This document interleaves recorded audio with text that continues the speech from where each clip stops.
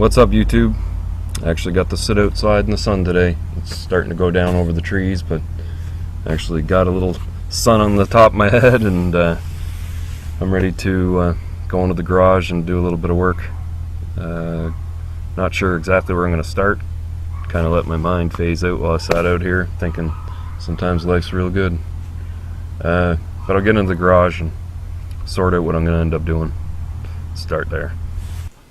So I think what I'm going to do is actually start at the back, work my way to the front. How about that?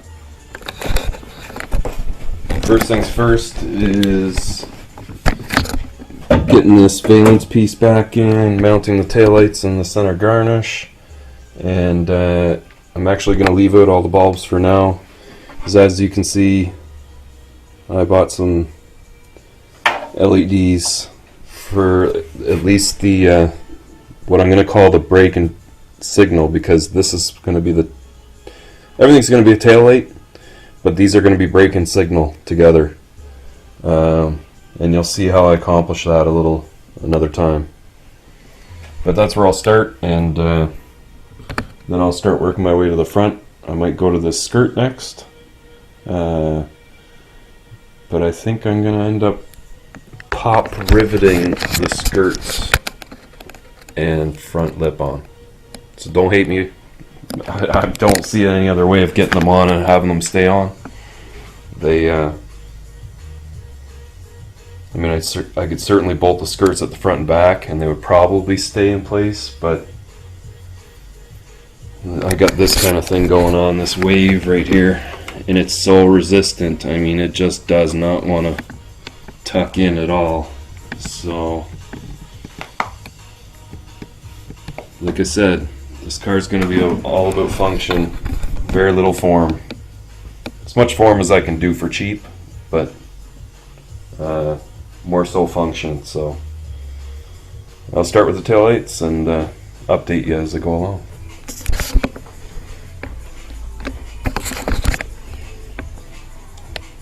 So I've just been working along and trying to get what I can done. The rear taillights are in. These did get one more spray of red.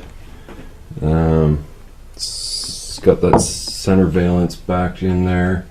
The taillight, or the center mount light, I started putting in. Now I've put LED bulbs in, and they didn't work. So I reversed them around. They still didn't work. And then I started testing the circuit out and found out I didn't have a ground here anymore. More than likely it's probably broken up in there or somewhere else. But at the same time, I just gave the light a new ground right here, and they work fine. I've also put LEDs in the tails here, but I've got to do some other wiring to change the way they light, and so I'll show that in another vid. So on to the side of the car, I did get this side skirt fastened. I had to give it a little tiny trim in here. I did put a rivet in, so some of you are going, oh. But if you tried to get these things to sit on there straight any other way, I'd like to hear it, because I don't know how, other than trying to warp them back straight again, and I'm not sure how to do that. So I've got one rivet there. I do have a 1/4 inch bolt with a washer fastened right to the fender there, and another one on the back side here. It is extremely rigid. If I hit something, these are probably just going to pop right off, or like the fiberglass will just break right through. These will probably break through, and I'll just have a smashed side skirt that's unusable. So as for right now, that's kind of where I've gotten to. I'm going to start probably moving my way onto the front. I did go out to the Legacy and pull out the sun visors for it. They look like I'm going to be able to make them work, and they're going to be fine in there. They've even got vanity mirrors. Okay. So over onto the passenger side of the car, I've got this side skirt attached. Rivet there the same as the other side. Bolt in the front the same as the other side. It's really rigid. there is a little gap in here.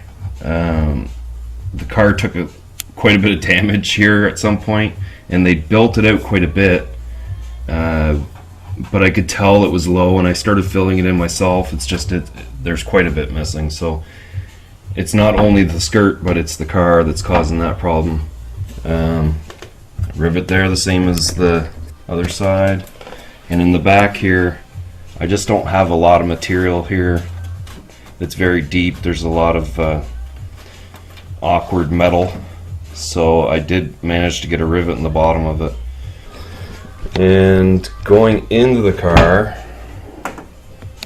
I got the glove box mounted. I've got the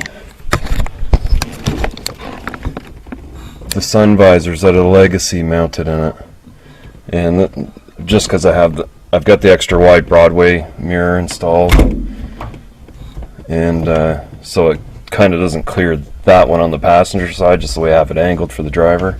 But they work good. They're positioned anywhere you want them, snap right into place, and you can get an idea of what they're going to be like. But I may end up stopping for tonight and starting with the front bumper tomorrow, so that I can get just the front bumper fastened and get all the lights put into the fenders and the bumper, maybe the fog lights, and then if I can get that far, I'll probably imagine finishing this video, but we'll see. I might stick out here for another hour, so we'll see. So I'm not sure where I left off last night filming, but I think it was with the front bumper, and I was probably getting it attached. So first we'll look down in here. So I managed to get a pop rivet in over there, another one over here. I still need to attach it to the actual air dam or scoop, and now when I look at it, this is going to add quite a bit of airflow up to the rad, which is going to be good for whatever engine I end up putting in there. And I mean, for a boosted application, there's plenty of room for an intercooler. But anyway, so over here I ended up putting another rivet. This piece does not fit well at all, and it's not molded the best, because I know there's no real significant change in the dimension from that side to this side, but it just didn't want to really fit over on that side. It started getting really tight, and I wasn't able to wrap it around the bumper, but it's on there as straight as I could get it. Yeah, it doesn't fit the greatest, but I mean, it's on there, it's rigid. If it hits something, it's going to probably explode. The gap over on this side's bad because the fender is pretty smashed in and, you know, bent, obviously. I didn't realize how bad it was till I got the bumper up to that fender. And I'm afraid if I try to adjust it out any with my rod here, it's just going to crack my filler. So I got another rivet over here, and I might reinforce it a little better.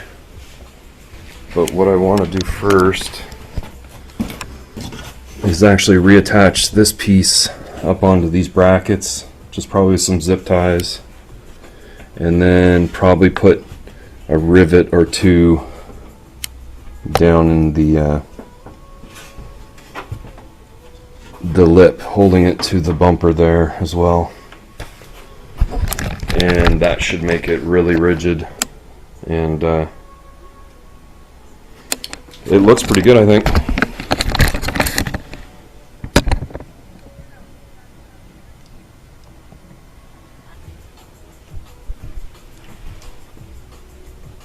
Definitely adds quite a different appearance to that stock bumper, which is going to be damaged in no time. I'm gonna end up having to redo that. See, I'll get the front down in here attached a little better, and I might even have to finish this video at that point. So I decided to just lay a coat of clear on all these front amber lights, and I mean, it gave them a really nice shine. Yeah, it looked great. And so I'll just pop those guys back in. Pretty simple. For these side markers and actually the center mount brake light, I got these LEDs. Thought they would be pretty bright, but when I step on the brake pedal, or I held the broomstick on the brake pedal and I went to go look myself, they're not as bright as I thought they'd be. They're probably decent at nighttime, but through the day they're not going to do very much. And I mean, it's not like you desperately need these side markers anyway during the daytime. This down in here, I got the zip ties all holding that up. I did put 2 pop rivets down in the bottom there, so that guy's on there completely solid. It's not going to go anywhere, and if it does, it's going to break a pile of stuff. So I thought I had enough LEDs to actually do these guys as well, but I ran out of these bulbs, and then when I reordered, I obviously ordered the wrong ones. Yeah, I was thinking they were just single terminal, but they're obviously marker and clearance, so I'll just have to think about ordering more. Not that I really need them, you know, I'll just keep them a regular incandescent bulb for now, and then get the LEDs when I want. So I mean, really I just got a bunch of cleanup stuff to do. I've got to clean all the glass, got some overspray on some of the glass, definitely clean out the interior, wipe down the dash, steering wheel, wipe down everything, and slap the wheels on it. I probably should change the oil because I haven't changed it yet since I bought the car, so I should probably do that. And then once that's done, I'll probably just drop it down, at least stick some plates on it, and go for my first drive. I did bring home a resonator to maybe weld on the back of this thing, just because the car's so loud, and this resonator I think will quiet it down quite a bit, but it's actually going to have to go in place of the muffler because it's about as large as the muffler. It's not going to make its way underneath the car. So I got to think about fitting that, whether I can do it here or not, because this is a welded exhaust right from front to back, and it's only going to pull down so far, you know, or crack. So I don't want to take it off the head again. I don't want to disconnect the manifold from the head. So if I can't do it on the floor here, then I am going to have to take it to the shop once the plates are on it, and having it up on the hoist, I might be able to get a better angle and, you know, see exactly what it is I got to weld. But yeah, I think I'm gonna probably finish up there. I've got quite a bit done again. There's not much further to actually do so I can just roll it out the driveway and drive down the street. I got those few things to do, and at least I'll be able to give it a try and see if something breaks. Hopefully not.